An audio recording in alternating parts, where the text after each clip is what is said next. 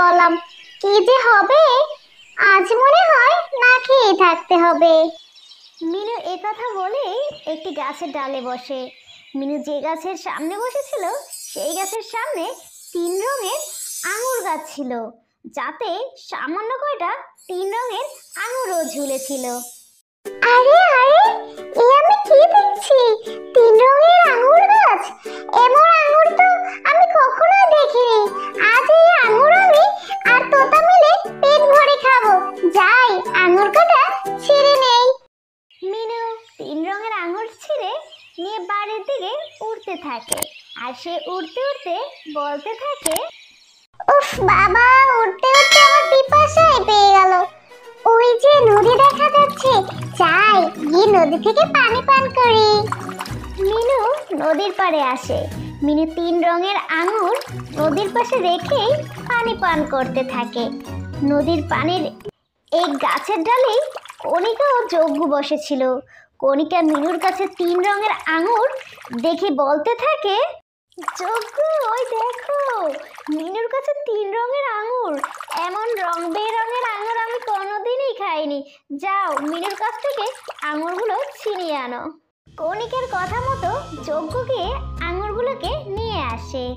বোকা মইনু তো বুঝতেই পারেনি যে আমি আঙুরগুলো নিয়ে এসেছি। খাও আমার মিষ্টি বউ, তুমি মন ভরে খাও। এরপর কণিকা ও যজ্ঞ আঙুরগুলো খেতে থাকে। মিনু পানি খাওয়া শেষে আঙুরগুলো না দেখতে পেরে এদিকে ওদিকে খুঁজতে থাকে, আর সে বলতে থাকে, এই কি, আমার আঙুরগুলো কোথায় গেল? কে নিয়ে গেল?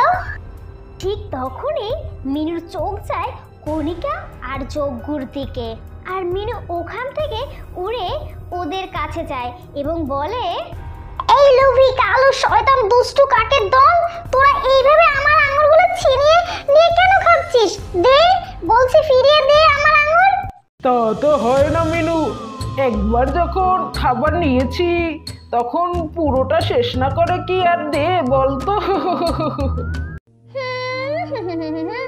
তোর যদি এতই ক্ষুধা লেগে থাকে তাহলে যা না, আবার খাবার খুঁজে নে। যা, আর বিরক্ত করিস না, বুঝছিস? যত স্বপ্নে একা আমি। অত্যাচারী, তোদের কোনোদিন ভালো হবে না। আমি তোদের নামে বনের সবার কাছে বিচার দিব। কত কষ্ট করে আমি এই আঙুরগুলো খুঁজেছি। নেকা কান্না, চকু চলো তো এখান থেকে। এরপর কণিকা ও যজ্ঞ উড়ে যায়, আর মিনু ওখানে বসে কাঁদতে থাকে। কণিকা ও যজ্ঞ খুবই দুষ্টু পাখি। ওরা এভাবেই রোজ পাখিদের কাছ থেকে খাবার ছিনিয়ে নিয়ে খেত। মিনু কণিকা আর যজ্ঞর এমন আচরণের জন্য ওখানে বসেই কাঁদতে থাকে, আর তখনই ওখানে টুনি আসে। আরে দিদি, কি ব্যাপার? তুমি কাঁদছো কেন? কি হয়েছে তোমার? এরপর মিনু টুনিকে সব ঘটনা খুলে বলে। দিদি, তুমি তো জানোই ওরা সবার খাবারের উপর নজর দেয়। ওই জুলুমদার কালো পাখির কোনো মায়া নেই। ওদের নামে নালিশ দিলেও কাজ হবে না। একদিন না একদিন সৃষ্টিকর্তা নিজেই ওদের পাপের শাস্তি দেবে।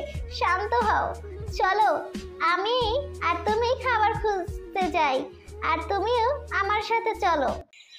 এরপর মিনু টুনির সাথে উড়তে থাকে, আর এভাবেই বেশ কিছুদিন কেটে যায়।